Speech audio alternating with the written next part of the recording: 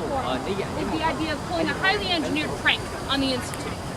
So the best example to really get into what hacking actually is the best hack of all time was in the late 1990s. There was a movement by the MIT police to, limit the amount of parking available at MIT.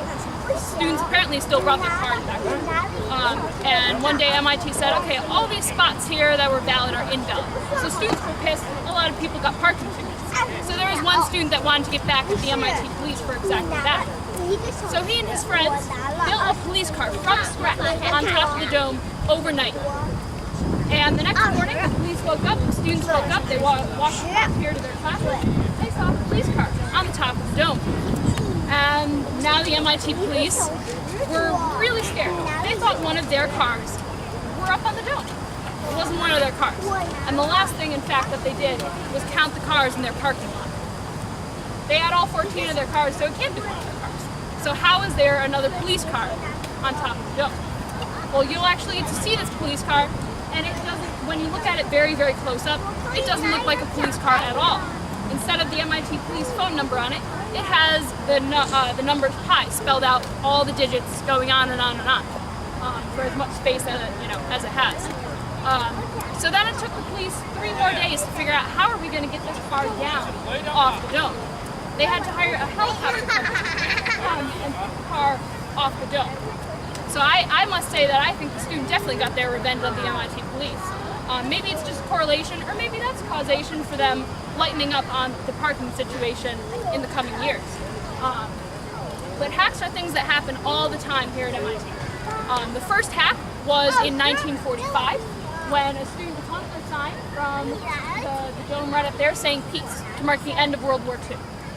And then it became a tradition right after that. It is one of the 101 things to do before you graduate, perform an ethical hack. And by ethical, what do I mean by that? An ethical hack is a hack that follows all 11 rules of the hacker's ethics code.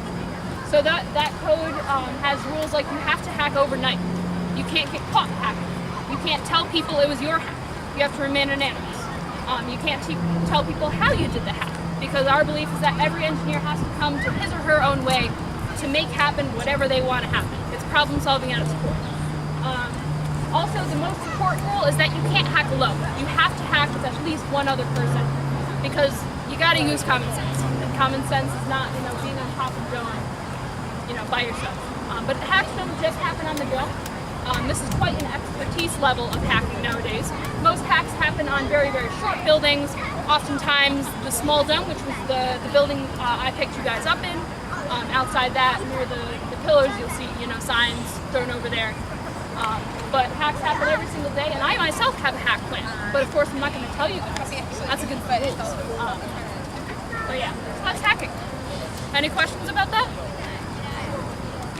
Is there a record where we can find a lot of the art in MIT? So there's the MIT Museum, which has a bit of history on hacks, but we will actually be able to see the original police car from that day that was used for the hack, and we'll be able to see a photo of the helicopter taking it down off the dome in our last stop on the tour.